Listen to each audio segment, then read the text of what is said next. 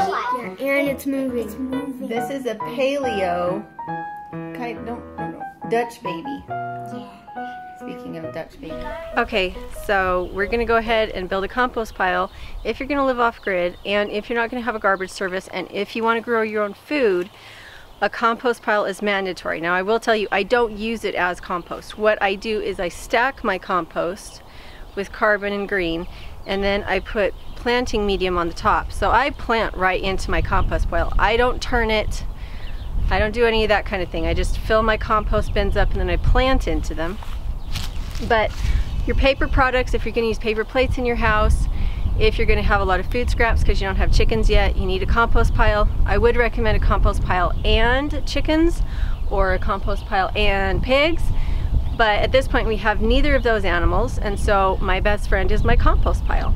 My favorite method to make a compost pile is with pallets, nice looking pallets. And then I just use binding string, baling twine from straw bales and hay bales to hold it together rather than screws and that kind of thing. A lot of times pallets are in bad shape and the screws don't really hold them very well, and it's cheap. It means that I don't have to spend a lot of money. My second favorite thing would be to use some small gauge garden fencing that I just form into a loop and put my compost in there. It does need to be at least 3 foot square from all sides, because otherwise your compost will never heat up and it will never break down. It needs to be big enough. So I'm going to go ahead and show you how I do this. I like all the pallets to be the same size, the same configuration. It makes it look tidier, and it just works better if they're all the same size.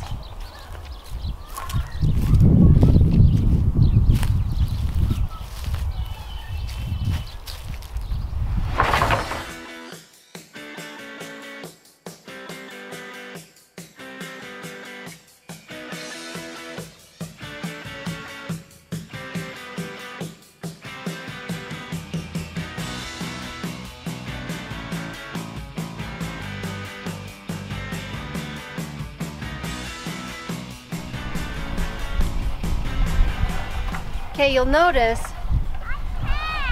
that after I do the 2 loops, I'll bring them up to the top and then I'll loop it twice at the top, and that's so that because otherwise what'll happen is that your string will start to slide down and slide down and slide down, and it'll lose its shape. But if you tie it to the top like this, it can't slide down.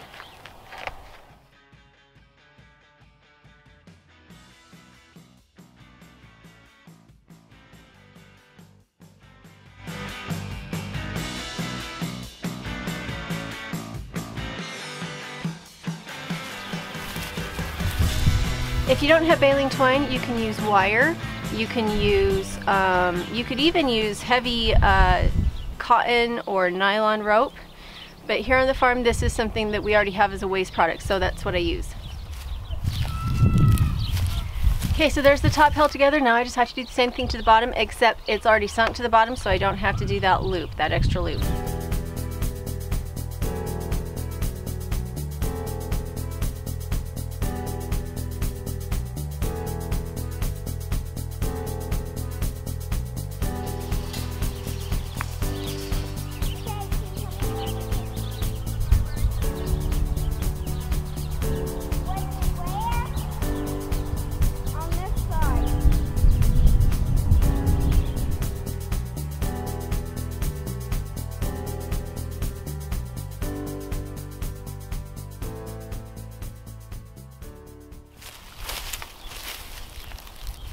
After you loop it through as many times as you need to, when you tie it on the corner.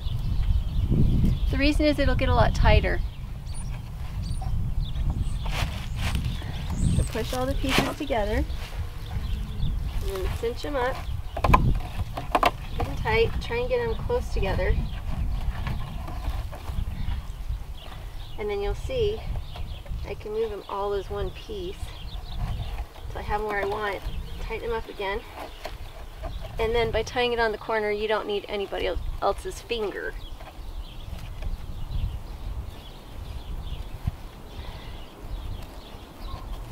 And there you're done. What I'll do is alternate wood chips, branches, leaves with manure, and I'll layer it and layer it and layer it. And in there I'll also put in some household waste. And when I have it up this high, it'll start to settle, and then I'll put soil on the top, and that will be my garden. Guess what? I even have sand. Yeah? Enough. Oh, these are pretty. Mom, where can I put these now? I'm gonna go get the other one.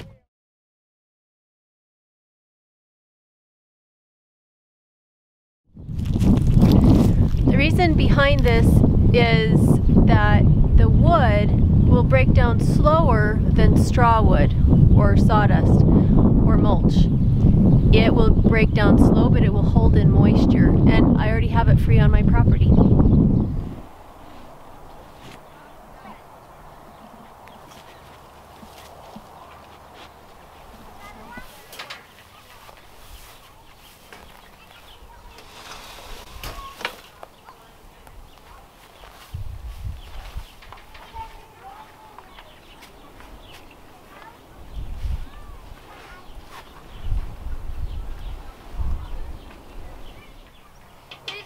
What, honey?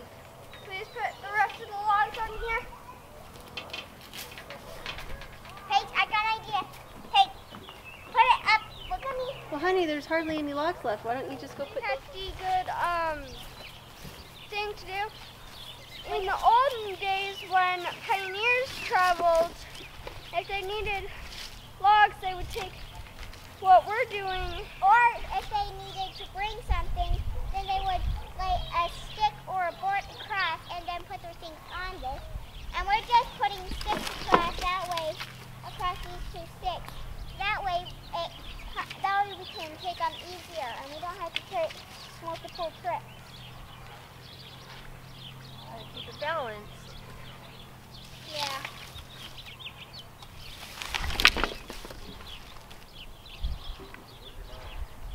Alright, turn that way. Hey, put your arms up like this. Inventive children.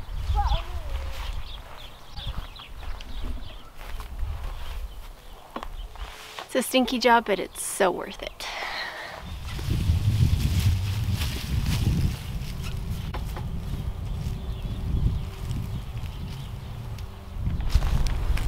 First household deposit.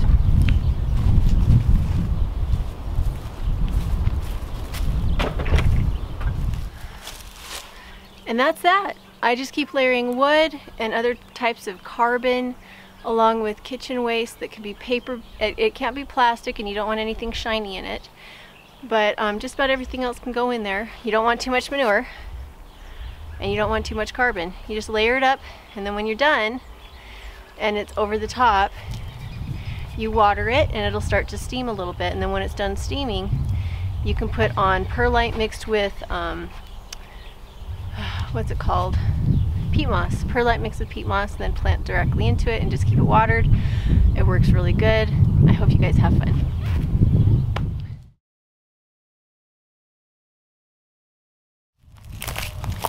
I can't tell you how many ways I've used pallets and cow panels. I've used them as fencing, compost piles. I've used them as building blocks to make chicken coops. I've used them as partitions for goats. I've used them for everything, because you can just disconnect them and put them back together the way you want to. And even though you could do it the right way and make it pretty and perfect the first time, I think there's a time and a place to make it perfect, and I think that's after you've experimented for a while, because it can be very costly to put in fences and to build coops.